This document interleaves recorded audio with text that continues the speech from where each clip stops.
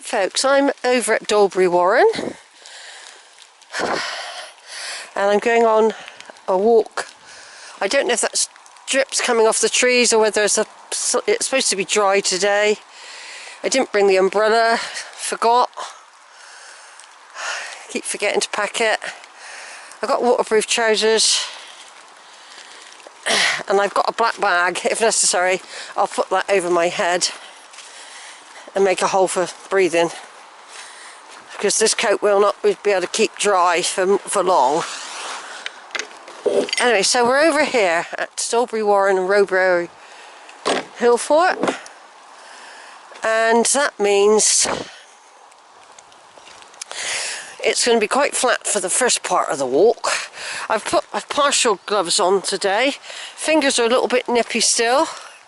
It's been icy over here, and a lot of the dripping is where it froze overnight on the leaves and the branches, and it's all dripping off. It's not actually rain.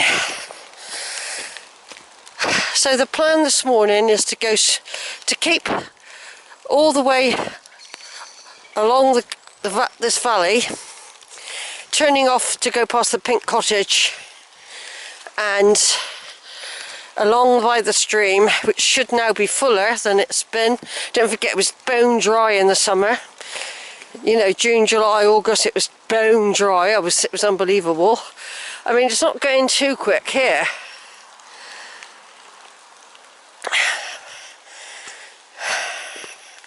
Then I'm going to climb up, and what I'll be doing, I mean, it doesn't matter because it's at the end of the walk. I'm going to walk down what a girl named Happy Valley, which should be quite pretty.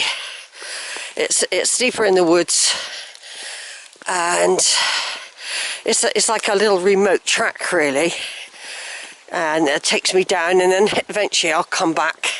I've got to come back along here because I'm not going to do the fort. I'm not climbing up today. You've got to remember, we've got less hours. It's already 10 past 10. In theory, you've got 6 hours in theory before it's dark, but I'm expecting it to be quite boggy further up as well. But I thought, well, rather than go up on over Cheddar, which I do want to do, but I'm waiting a bit longer for an area I want to explore when the cows have been taken in. So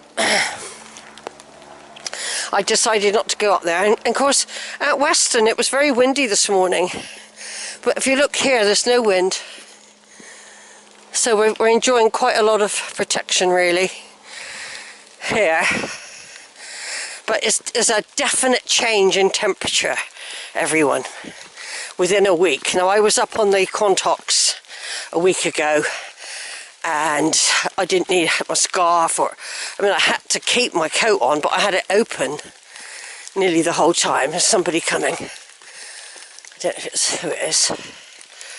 Oh, it's two people. I'm going to turn off for a minute. I'm going to turn off overnight. Right, just past a couple with 4 little dogs. And we're walking up a route I've done quite a few times. The hill fort is just up there. There's a ridge up there. I don't know if it comes out on the... There's a ridge up there. That's the hill fort there. Very close. Very close. This is just the bridle way skirting the hill fort.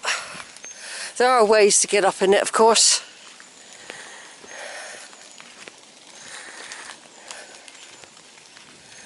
Yeah, there are ways. I feel like it's raining, but I'm not sure because there's a lot of melting water off the leaves. And I forgot to put the flipping umbrella in. This is annoying, really.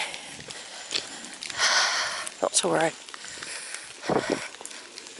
Might have to put, if it starts getting heavy, I'll have to put my waterproof trousers on and prepare the black bag. This black bag has helped me across streams. There's a different black bag, of course. This one will go over the top and basically you just make holes for your eyes and your mouth. So it keeps your head dry as well. Like I said, I've got now I can drive myself. I've got spare clothes, shoes and everything in the vehicle if I have to.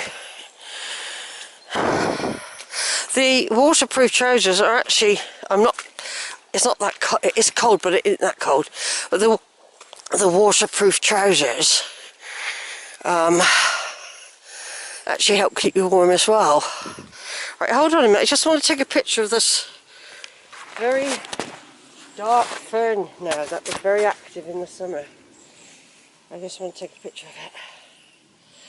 How black it is now.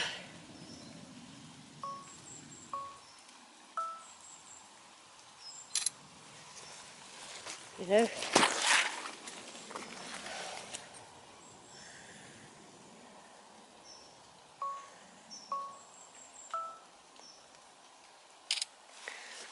I think it's supposed to be light showers. Supposed to be light showers.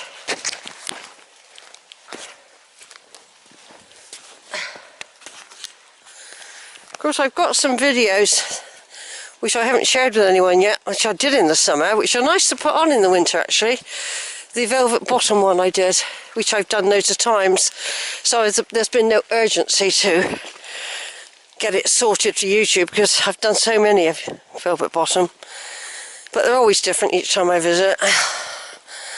But it's nice to do one fresh like that, bring it out in the winter when people are feeling cold and everything, just show them some nice summer images where you've got your shorts and your t-shirt on when you're out here, you know.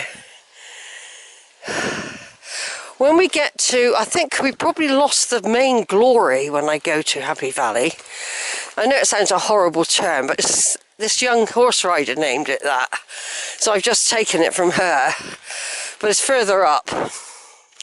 I think because it's so dense up there, it will be possible to get quite some good images of all the trees, but it could be like these here, quite bare now. A week ago it would have been probably really good pictures, but we don't know yet. There's the hidden cave there, see that there? Now there is a ghost story that was on the other day, and a girl just appeared when she was out here. Apparently she was meeting friends by a cave in Dolebury Warren. I think that's it. And it was I was half asleep when I was listening to this ghost story, and I reckon it's over there. The cave, a hidden cave. Yeah, because I was trying to think where they meant when they were talking about this cave, and I think that's it, because it's on the verge of Dolebury Warren and Rowberrow Warren. It's the only cave I can think of. But apparently this girl went off to meet friends and a boyfriend and things like that, and she'd done it loads of times. Apparently she never even, as far as I know, she didn't even make it to the cave where they were meeting and having a little party, you know, teenagers.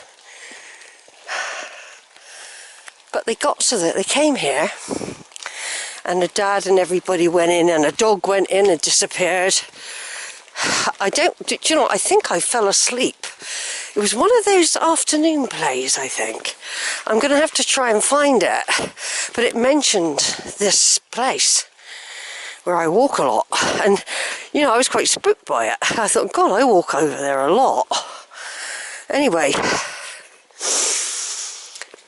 it had crossed my mind last night, oh, maybe you shouldn't go there, you know, if it's haunted. But I thought, no, I'm not on that side. It's fenced off anyway, sort of thing. But I think that's the place where this ghost story, but I don't even know if this is supposed to be a real story, to tell the truth. This is nice though, walking through here, isn't it? With all the leaves, look. The yellows and the oranges and bits of green and browns and ambers. The hill fort up there, which I often walk around the very edge of that on some of my walks when doing the secret steps. The secret steps will be coming up soon when you go through a stile. It would be slippery. I wouldn't, there's only certain times a year I ever do it. It's more dangerous coming down than going up. But if you lose your footing, well, you know. And this is the place. Here, lots of mystery and spookiness about this place, you know. Is there? Yeah.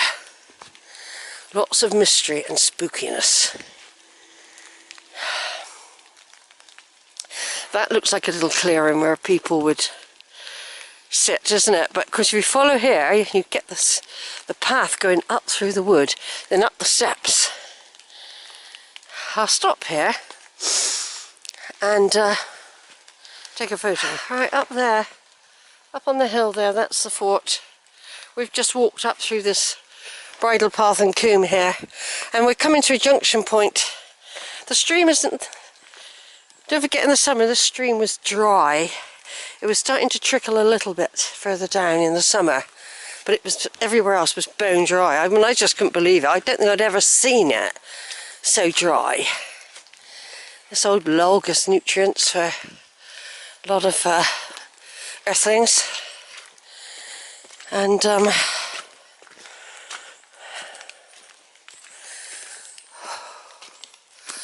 yeah, this is where there's a choice here, but I'm choosing to go up through the valley first, then come down through Happy Valley at the end, because I'm expecting that's where I'm going to get the most muddy. It might even be needed to put the waterproofs on, just to, because I call them mud proofs as well, don't forget. I also call them mud proofs, especially if I've got to go in the shop afterwards, and I can have mud all over me in a big way, you know. So I've got to get bread and I've got to get a dinner. And here we are. Here we got a little copse. Here in the wood we've got a little copse. I'm just going to take a photo of it. Trying to balance everything, it's not easy. The sun's there a little bit.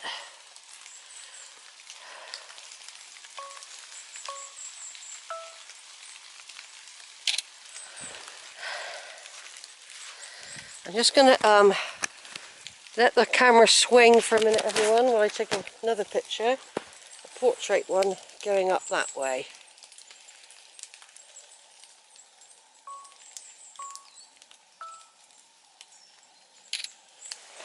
Good.